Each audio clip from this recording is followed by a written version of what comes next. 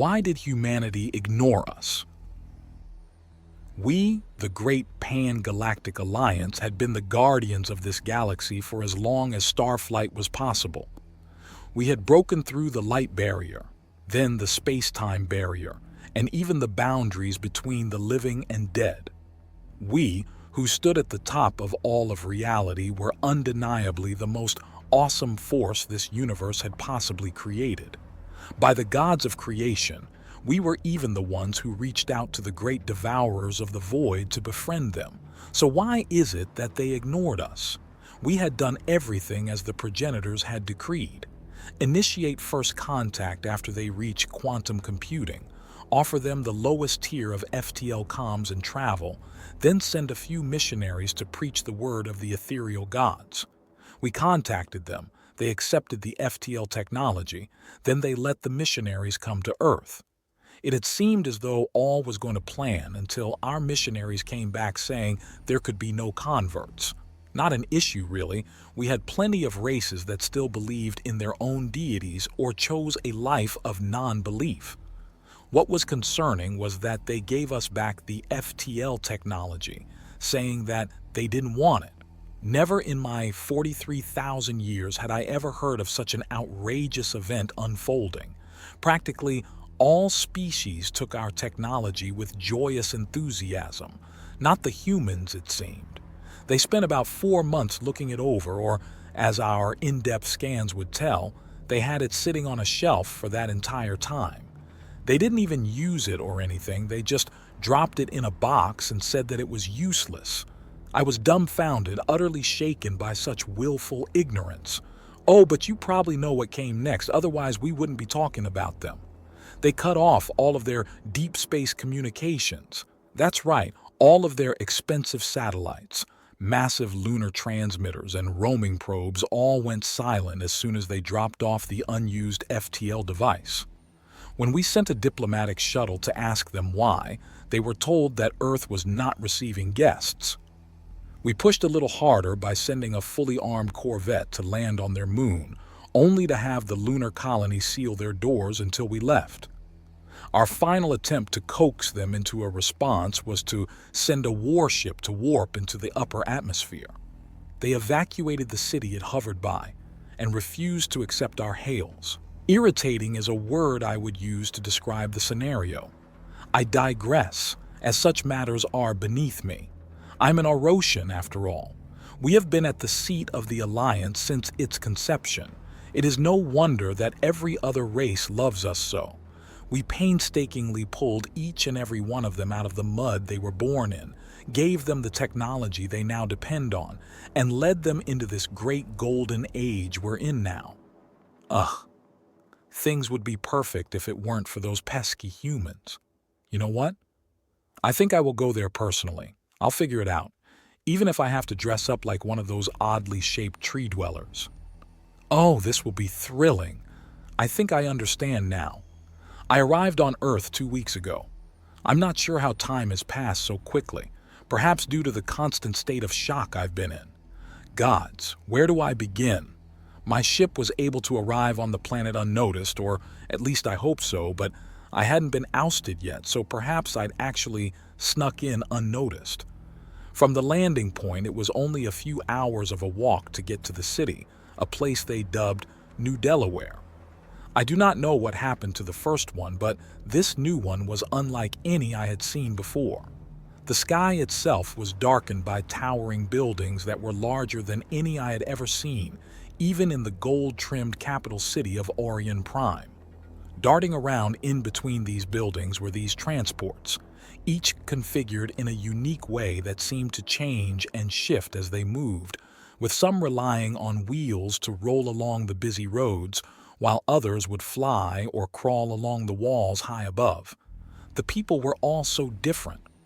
I had thought humans were the only race to reach sentience on Earth, but I must have been mistaken. Creatures of every size and shape wandered the streets, perused the shops, or tried to converse with me in strange languages. It took a few days, but eventually I came across a vendor that sold translator graphs, a small device that seemed to fuse to the skin on one's head and provide instant language comprehension. From here, my investigation became much easier. I asked many people about the Pan-Galactic Alliance, but the most I could get from them was a dismissive wave or a shrug of confusion. This was odd had the common people not been told about our glorious alliance. Such an idea was distressing, but my search for answers continued on. I believe it was on the 11th day of my search that I came across some indications as to why they ignored us. While perusing their internet, I happened to find a few articles that made mention of a North American gate, which prompted me to dig deeper. From my gathering, each continent of the world had a gate that allowed some kind of transportation. I downloaded the directions to this device and made my way there on a communal transit device. My initial guess was that the humans had made contact with another interplanetary entity and were engaging in trade with them by undocumented means. The evidence led me to believe this, as none of these races I had encountered on Earth aside from the humans had ever been encountered before. Their technology also baffled me. It was too advanced for a fledgling species, perhaps more advanced than the Alliance's. Arrival at the gate told me that my assumption may have been off.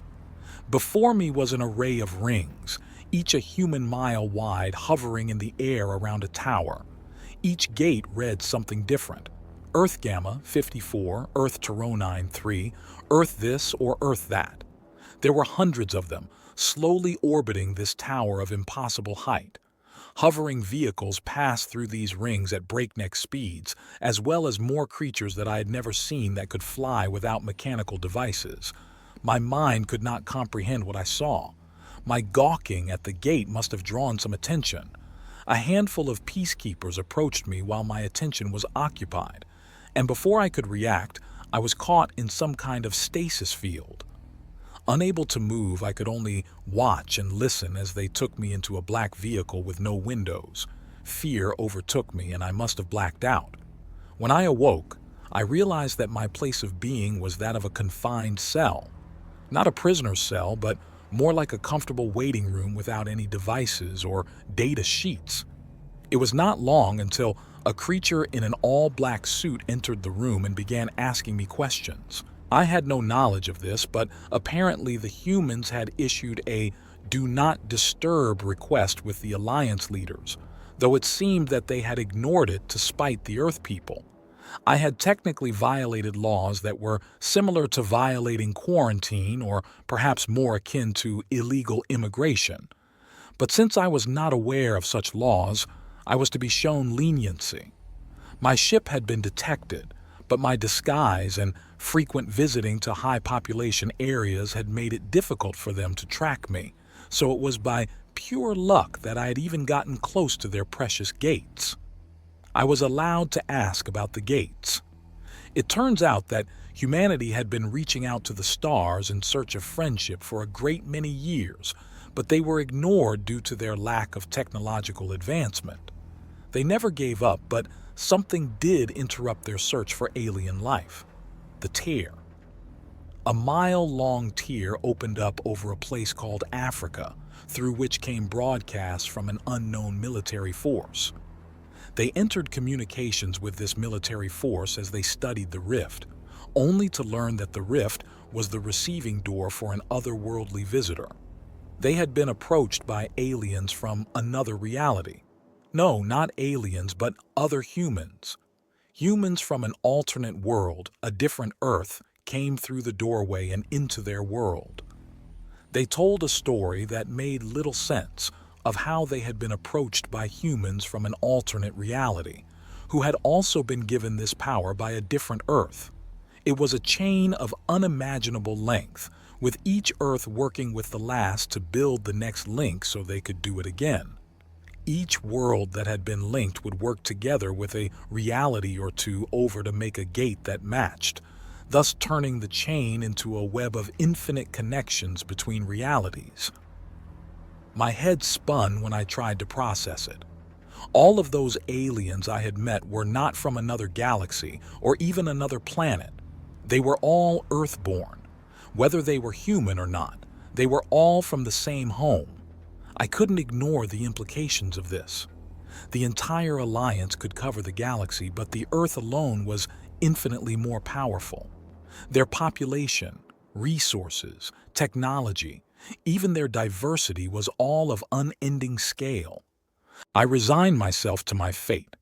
Everything I had thought right had been made wrong. Every fantasy of being a higher being withered and faded. I had been humbled and broken. I told the being across from me that I was sorry, then bowed my head in shame. Again, my assumptions were knocked flat. I was told that I was being sent home and that my ship had been returned to me. They gave me a warm meal and a gift, a better room to sleep for the night, and a full fuel canister for my jump drive. They told me I was free to report on what I had seen, though no further incursions would be tolerated. I left as soon as my drive finished spooling up. Here I sit in the captain's chair of my ship, my conceptions of common knowledge irreparably destroyed. My people had broken every barrier in our reality, but the humans had broken the barrier of reality. They had access to an infinite well of information and innovation. They wanted for nothing and had a scarcity of none. When I wonder, why did they ignore us? I can now know the answer in my heart. They ignored us because they had so much better things to worry about than aliens.